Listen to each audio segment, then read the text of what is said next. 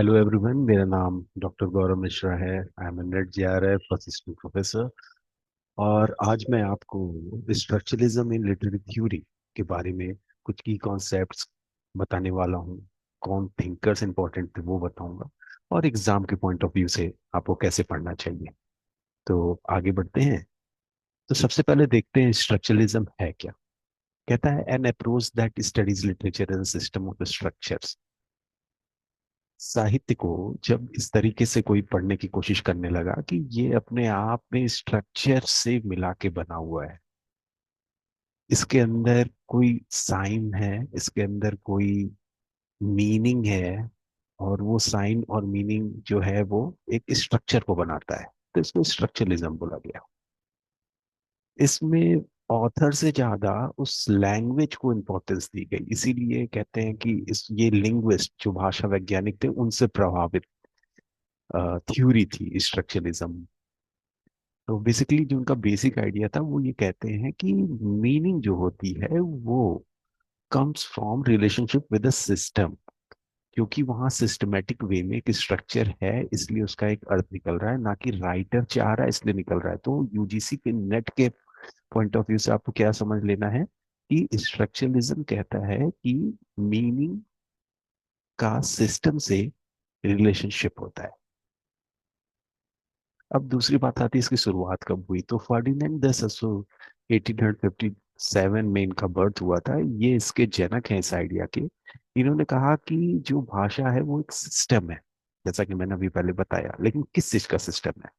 तो साइंस का सिस्टम है, संकेतों का सिस्टम है। अब साइन दो तरह के होते हैं, एक होता है सिग्निफायर, एक होता है सिग्निफाइड।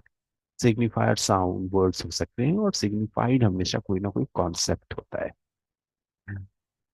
अब लिंग्विस्टिक साइंस में अगर बात करो तो सिग्निफायर अब क्या करेगा? वो साउंड है, इमेज है। तो a form of a word, like मैंने कहा ट्री। तो ट्री सिग्निफायर है, लेकिन ट्री जिस चीज को दर्शा रहा है वो सिग्निफाइड हो जाएगा। ट्री बोलते ही अगर आपके मन मस्तिष्क में एक पेड़ आता है, उसकी पत्तियां हरी हरी हैं, वो बड़ा सा है, तो वो जो इमेज है वो है सिग्निफाइड। और जो वर्ड है जिसकी वजह से हम उसको सिग्निफाई कर रहे हैं, टी, वो हमारा सिग्निफायर कहलाता है। तो यूजीसी नेट के पॉइंट ऑफ व्यू से कभी कभी मैच करने को आता है कि ये सिग्निफायर है कि सिग्निफाइड है। आगे बढ़ते हैं। ससुर के कुछ प्रिंसिपल थे। उन्होंने कहा कि meaning in language arises through difference. अर्थ कैसे निकलता है? अर्थ निकलता है विरोधाभास से।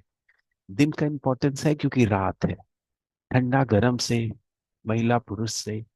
तो डिफरेंस भी इन्होंने बहुत इंपॉर्टेंस दिया। नेट के पॉइंट ऑफ व्यू से ये बात याद रखना है कि ससुर कहते हैं कि डिफरेंस से मीनिंग निकलती है।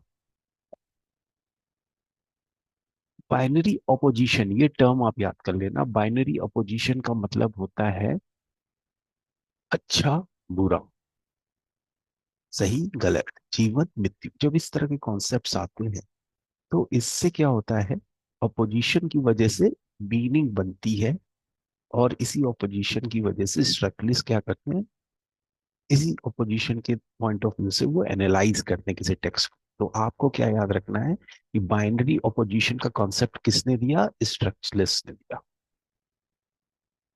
अब एक और साथ में थिंकर आए जिनका नाम है लेवी स्ट्रॉस। इन्होंने स्ट्रक्चरलिज्म में एक और चीज जोड़ दी, मिथ को जोड़ दिया। मिथ मतलब जो हमारी पुरानी पौराणिक कथाएं हैं या पारंपरिक सोच है। जैसे उन्होंने क्या बोला कि जो अलग अलग कल्चर्स हैं, myth from different cultures share similar underlying structure. ठीक है, माइथोलॉजीज जो हैं, जो कहानियां हैं, उनका स्ट्रक्चर सेम होता है। एक हीरो होगा, वो किसी यात्रा पे जाएगा, उसको बीच में कुछ प्रॉब्लम मिलेगी और वो फिर उसको सॉल्व करेगा। तो ह्यूमन थॉट किस तरह से काम करता है इविल और गुड के बीच में, ये एक कॉमन स्ट्रक्चर है सारी मैथोलॉजीज में। तो आपको यहाँ दो बात याद रखनी है। एक तो लेवी स्ट्रॉस जो है वो क्या लेकर के आए स्ट्रक्चरिज्म में? मिथ की बात लेकर के आए। दूसरी बात वो क्या कहते हैं कि जितने कल्चर हैं वो सिमिलर स्ट्रक्चर शेयर करते हैं। अब स्ट्रक्चरलिस्ट नैरेटिव एनालिसिस, किसी टेक्स्ट की जो कहानी है, कोई कहानी है उसकी एनालिसिस जब ये करते हैं तो किन चीजों पर फोकस करते हैं? पहली बात, क्या स्ट्रक्चर है? स्ट्रक्चर कहने का मतलब कि कहानी शुरू कैसे हुई, फिर उसमें क्या कोई प्रॉब्लम आई, फिर कैसे वो सॉल्व हुई, वो उसका स्ट्रक्चर है। कैरेक्टर का क्या फंक्शन है, कोई हीरो है, हीरोइन है, कोई सपोर्ट रोल में है, कोई विलन है। और रिपोर्टिंग स्टोरी पैटर्न्स देखने को मिलते हैं। कहने का मतलब वही है कि हर स्टोरी में सेम चीज ही हो रही है। शुरू में सब कुछ सही है, फिर कोई प्रॉब्लम आ रहा है, फिर वो सॉल्व हो जा रहा है। तो पैटर्न रिपीट हो रहा है। तो बेसिकली नैरेटिव एनालिसिस कहती है कि स्ट्रक्चर क्या है किसी भी टेक्स्ट का। बिगनिंग है, कॉन्फ्लिक्ट है आएगा, और फिर उसका हल निकलेगा, रिजोल्यूशन होगा। अच्छा, स्ट्रक्चरलिज्म से प्रभावित क्या हुए? आगे की जो थ्योरीज थी वो इससे प्रभावित हुई। पोस्ट स्ट्रक्चरलिज्म, पोस्ट मतलब बाद में, स्ट्रक्चरलिज्म के बाद की एक थ्योरी आई पोस्ट स्ट्रक्चरलिज्म। वो स्ट्रक्चरलिज्म से ही निकली है। सेमियोटिक्स जिसमें हम स्टडी करते हैं साइन का, संकेतों का, वो स्ट्रक्चरलिज्म से निकला है। और नैरेटिव थ्योरी जो कि अभी इसके पहले के स्लाइड में मैंने बताया, वो भी स्ट्रक्चरलिज्म से ही निकला है। तो ये आपको ध्यान में रखना है कि ये तीनों चीज स्ट्रक्चरलिज्म से निकले हैं, मतलब स्ट्रक्चरलिज्म इनके पहले आया है।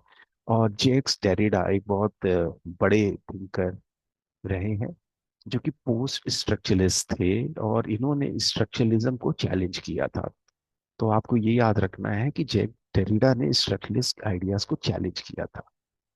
जैक डेरिडा ने क्या किया, ये हम अगले वीडियो में जानेंगे। अभी चलते चलते मैं आपको एक क्वेश्चन देता हूं कि स्ट्रक्चरलिज्म लिंग्विस्टिक्स में प्राइमरली किससे जुड़ा हुआ है? चार लोगों का नाम है, आप देखिए। इसका जवाब अगले वीडियो में मैं जरूर दूंगा। और ढेर सारे इंपॉर्टेंट एमसीक्यूज पाने के लिए आप नीचे डिस्क्रिप्शन में मैंने अपने टेलीग्राम चैनल का लिंक दिया है, उसे ज्वाइन कीजिए और जुड़े रहिए, तैयारी करते रहिए और सफलता पाइए। Thank you.